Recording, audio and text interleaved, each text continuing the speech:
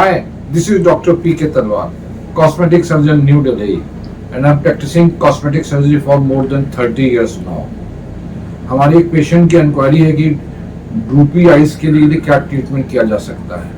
तो देखिए, droopy eyes का मतलब होता है, जैसे अभी मैंने आप आंखें खोल के बात कर रहा हूँ आपसे, अब ड्रूपी आइज में पलकें होती हैं थोड़ी नीचे की ओर गिर जाती हैं, गिरी रहती हैं। उसका कारण है कि जो मसल इसको उठाता है वो मसल में ताकत नहीं रहती है या पूरी तरह से पैरालाइज होता है।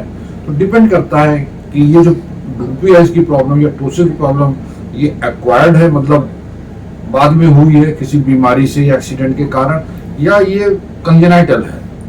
वो देखना पड़ता है बहुत जरूरी, क्योंकि इलाज उसी के हिसाब से होगा। अब देखिए, इस मसल की पावर कम है।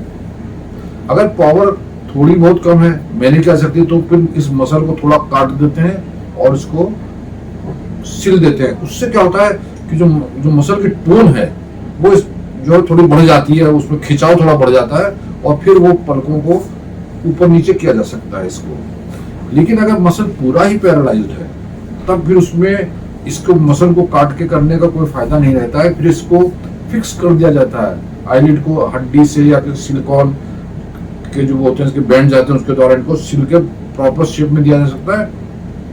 उसमें इसके मूवमेंट्स नहीं रहते हैं, लेकिन आंखें जो हैं आपकी एक लेवल पे आ जाती हैं। सिर्फ एक प्रॉब्लम ये रहती है कि सोते वक्त आपकी आंख हल्की से हो सकता है खुले, आपको आई ड्रॉप्स वगैरह इसमें कुछ स्पेशल ड्रॉप दी जाती है जो आप डालते हैं।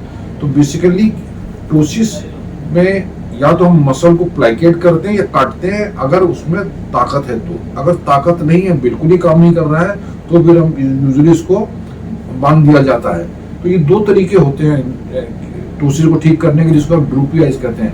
लेकिन इसका पूरा चेकअप होता है, इसके ऊपर पूरा आप ये समझे कि आप पूरी किताब भी इस पर लिखी जाती है। तो ये बहुत बड़ा विस्तृत सब्जेक्ट है।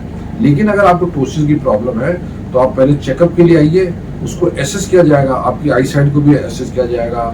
अब देखा जाएगा आपका कितनी खुलती है, आपको पढ़ने में क्या दिक्कत आ रही है, नहीं आ रही है। और फिर जो एक एनालाइज होगा, मसल फंक्शंस जो टेस्ट किए जाएंगे, उसके बाद ही डिसाइड किया जा सकता है कि आपको किस तरह की सर्जरी की जरूरत पड़ सकती है। तो ये काफी विस्तृत एक सब्जेक्ट है। लेकिन मैं चाहता हूँ कि अगर आपको ऐसी कोई प्रॉब्लम है तो आप एक बार हमारे पास आए, let us examine you and then we will offer you the best possible treatment जो आपके लिए दिया जा सकता है। इसका निदान सर्जरी ही है, और वो अगर आपको टोसिस तो नहीं वो आपको कराना ही पड़ेगा। लेकिन घबराने की कोई बात नहीं है, ये भी एक ऐसा ट्रीटमेंट जो कि it is a treatable problem है, जिसको कि ठीक किया जा सकता है। आपकी क्वालिटी ऑफ लाइफ इंप्रूव हो जाएगी, आपकी विजन इंप्रूव हो जाएगी। तो कई चीज़ें होती हैं जो आपको अफेक्ट करती हैं, वो उन चीज़ों को एक एक करके उनका निदान ढूंढा जाएगा जो कि संभव भी है।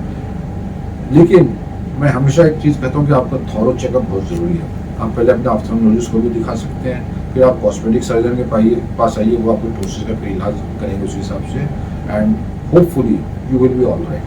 तो मुझे उम्मीद है कि मैं बेसिक जो इंट्रोडक्शन आपको दे पाया हूँ गिरे ऊपर लिखे हैं इनके बारे में, और डिटेल में नेचुरली जब आप आएंगे तो आपसे हम डिस्कस करेंगे। क्योंकि ये बड़ा टॉपिक है, इसलिए इस छोटे से वीडियो में बनाना संभव नहीं हो रहा है मेरे लिए। लेकिन जब आप आएंगे तो हम आपको पूरा डिटेल एग्जामिन करेंगे, then we let you know what best possible treatment is required by you.